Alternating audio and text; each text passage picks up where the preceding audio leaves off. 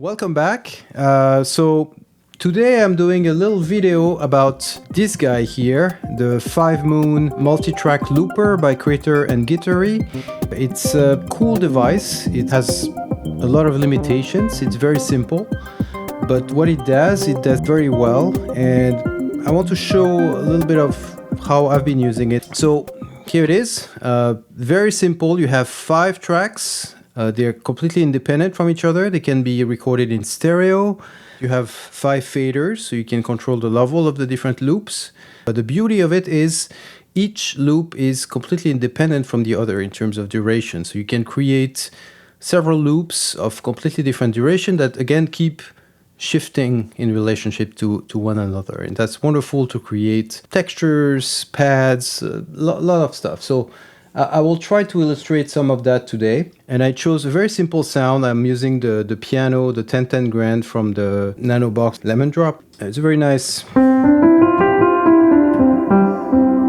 piano. All right, so let's go for it. So I'm just gonna create a new song, meaning like the tracks are empty. So the first technique I want to show is having several melodies of completely different duration and have them just slowly shift and evolve and create some wonderful, hopefully, we'll see, wonderful stuff. So let's give it a try. So to record, I just, let's see, okay, engage and...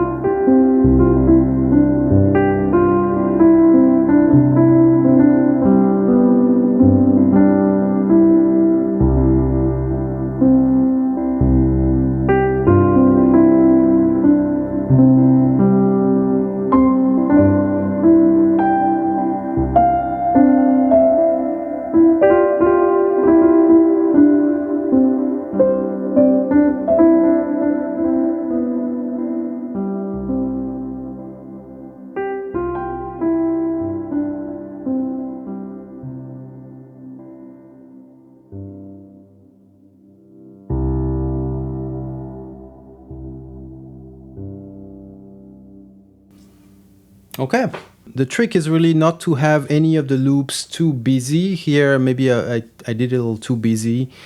Actually, let me try it.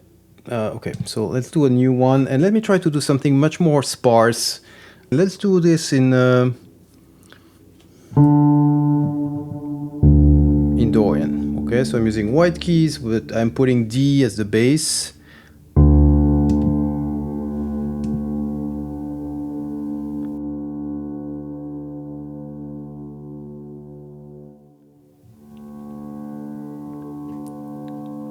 Okay, and now let's listen. Let's record a few more loops, but this time much more sparse.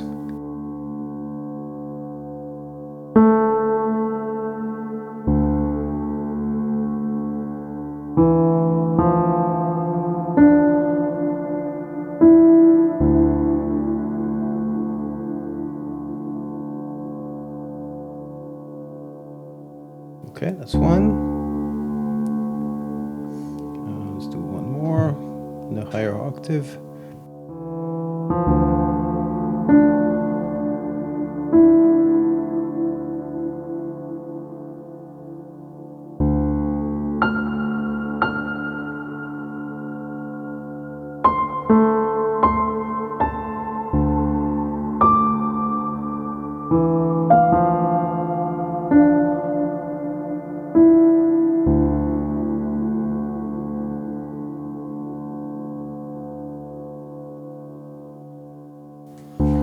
Maybe now let's do some chords.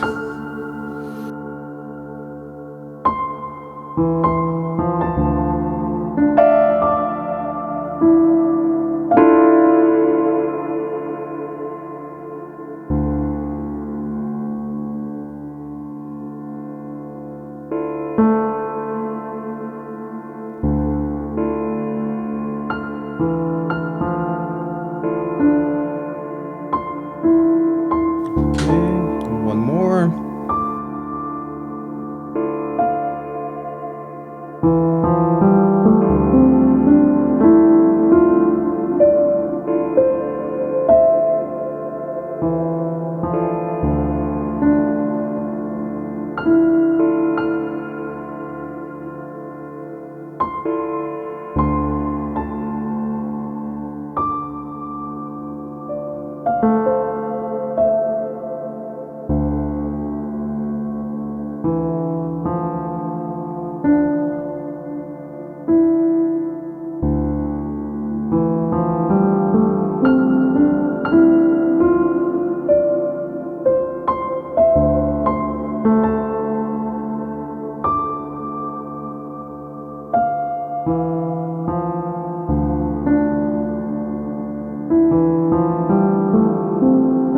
Again, I'm letting it play out, because that's really how this technique shines. It's like the very, very slow moving, shifting relationship between the loops.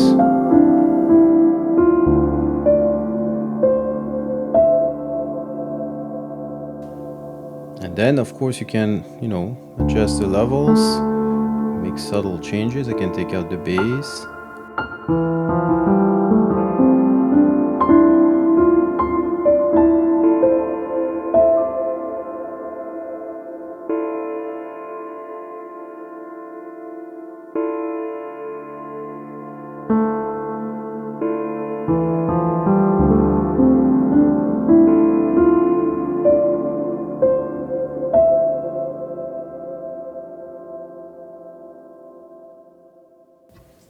Okay. All right, so that's one technique. So now I'm going to try another one, which is to start from a loop. So I'm going to record a sequence on the key step. Let's try. If I can remember how to record a sequence. Let's see.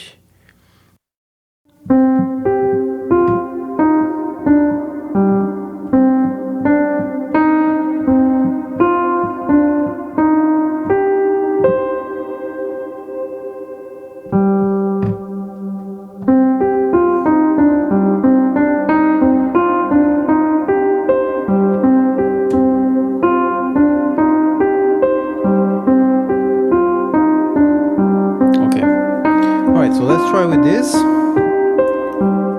different versions of it. Let's start with the full sequence. Now let's do just a piece of it. Now another piece of it.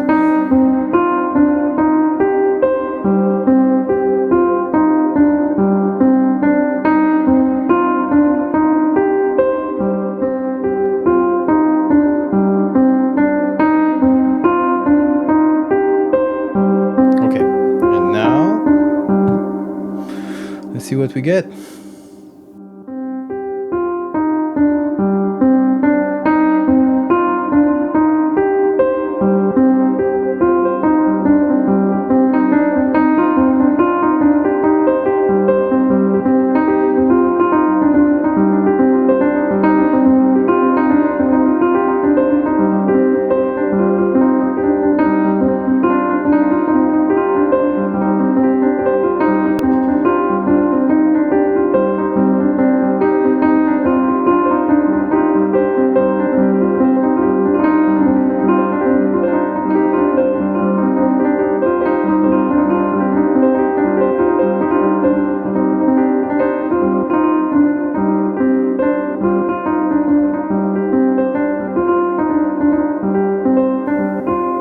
Okay, so this one is a little more delicate, doesn't always work,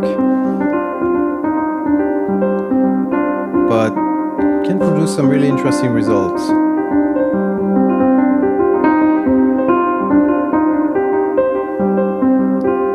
Kind of Steve Reich, a little bit, kind of phase study, kind of.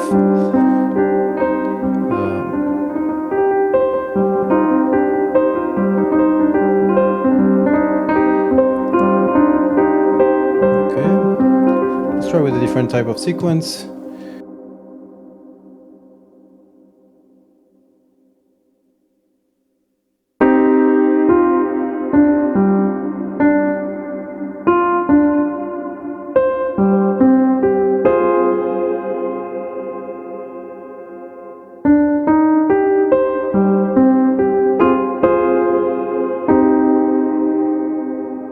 Okay, let's see what kind of weird sequence I recorded. Okay, let's try that.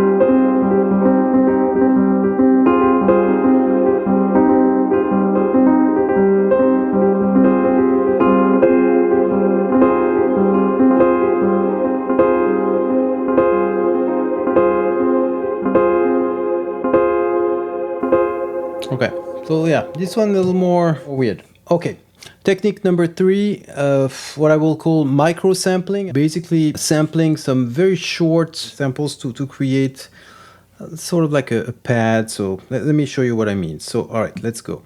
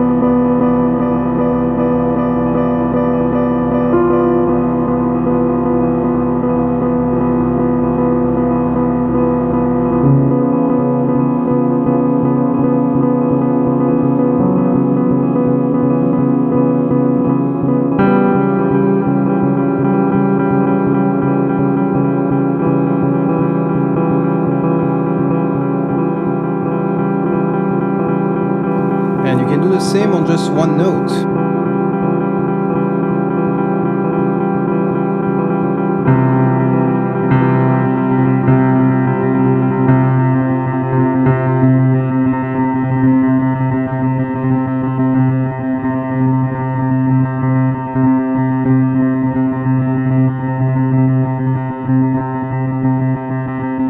Okay, so you kind of have like a ever-changing unison. You can do this on the chord.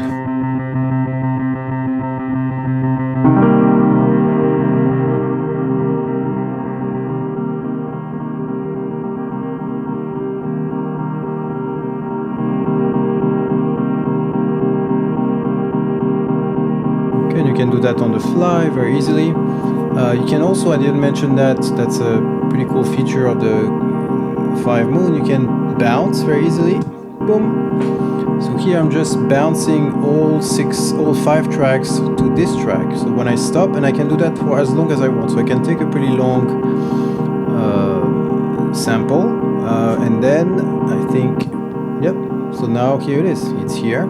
I have a new loop, longer loop, and I can, add to it.